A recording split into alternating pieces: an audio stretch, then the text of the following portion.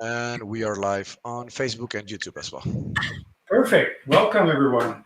So, as you might have seen already, here's a portrait of writer Haruki Murakami. I'm actually working on. It's not finished, but it's a new path. I'm trying a new series with more abstraction in the way I'm representing. I'm doing portraiture, so it's less conventional and it's kind of bolder. And I have some which are very colorful, and the background sort of merges with the head of the portrait. So I'm really enthusiastic about this new this new series that's emerging. But this is not why I'm doing this live video right now. It's to present to you my new catalog. Yay! I don't know if you remember. Some of you bought it 3 years ago. I had this first catalog printed, which was a really nice design by my friend Léa Berger. And I'm just going to show it to you a little bit. This was the first one. So basically, it's my best pieces or a selection of my favorite pieces from that time with details of the works.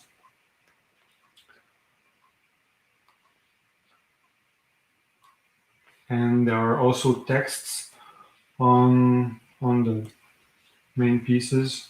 So I wrote texts both in French and English.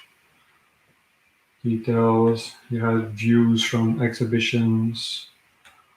These are the texts, and there's a bio section here.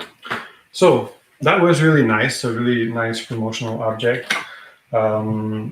I was really proud of it. And so it was 3 years ago, and what I did is I painted more art and more pieces that I like. So I wanted to refresh this catalog and do like a second edition of it. So this little baby came to life. And also we Leo had the idea of designing it so that maybe every 3 years, when I have new pieces that I really love or texts that I want to share, I do another one and another one and another one. So maybe at the end of my career or later on, I will have like a box set with like all the different number one, number two, all the different catalogs, which will be chronological. So I think it's really nice to have something that you can touch and feel, and the paper is really nice because we live so much in a digital world. To have something you can actually grab in your hands and watch and leave around for people to see, it's really important. It's still important to me. So it's a really nice object. My name is embossed in the cover. There's a varnish on it. It's 40 pages. There's a text by Quebec writer Jean Barbe, both in French and English. It was translated by my friend Zanita Fezic. So the pieces are selected from my last two exhibitions, which were in Toronto and Ottawa. Mainly the exhibition called "What Would I Be Without You," which was on. Wait a second, I'll find some links. For instance, this piece was in "What Would I Be Without You." It's a portrait of Simone de Beauvoir and Jean-Paul Sartre. And the exhibition was on people that were in the sociable, that had a really strong impact on each other. So famous couples, people that had really strong impact on each other, like Frida Kahlo and Diego Rivera. So this was the exhibition, and then my exhibition on Van Gogh. This was Rodin and Claudel, the sculptors. And then my exhibition on Van Gogh with sunflowers, portraits of Van Gogh, some more colorful and fluorescent pieces. So it's a really nice object, and there are also in this one we included some images of my process. So there are pieces that are half done or in the process.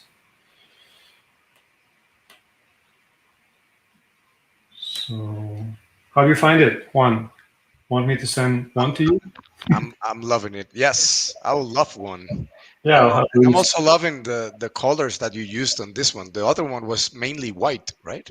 White and black. Yes, yeah. We wanted to do it differently this time. Leah had the idea of this palette of colors, these purples and Yes. red.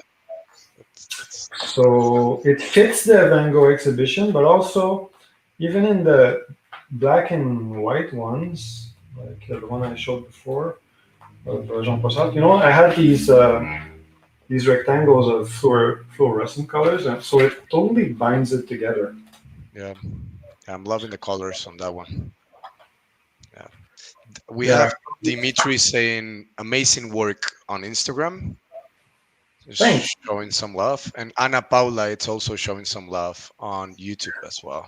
All right, thank you. So I had printed 500 copies of it. So if there are some for everyone who wants one, you can buy it on my website. It's basically I'm charging like the production costs, which is around $15-20 plus shipping depending on where you live. So basically, it's just what it cost me. For me, it's a promotional tool, just to share my work another way, which is not, through the screen. I also did like a small edition of them on which I painted the cover, a few brush strokes. So just like an example of that. If Wow, it's really, really popular, maybe I can do more. I don't know. that feels so unique, right? Yeah, Feels like everyone is unique, of course. I might even number them and like as if it's a series because they're almost like works of art in themselves. So really nice object. So I wanted to present this to you. It's available right now on my website. And I bought some cardboard envelopes to send them. So you can buy one if you wish. And if you have any other questions regarding my work in general, also, just you can maybe not join this live video because I will have to get back to my stream to accept it. But you can write comments below, and I'll answer them and get back to you.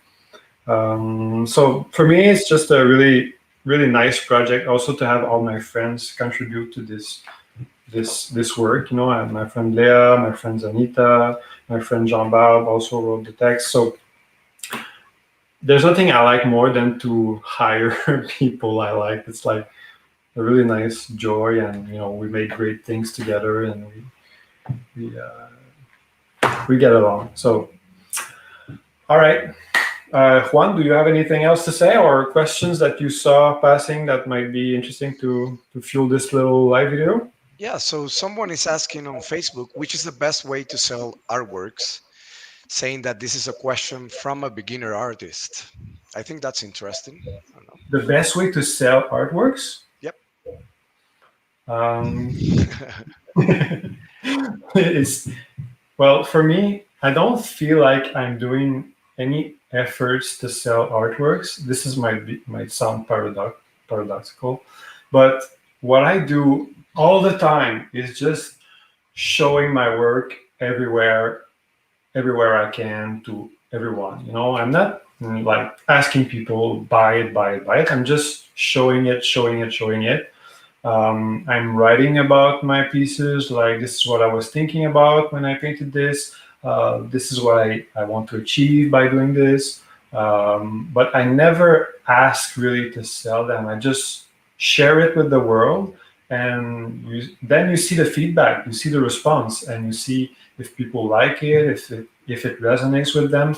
And then, the sale part is just triggered by the enthusiasm and people liking it. So it's like not something you can really control.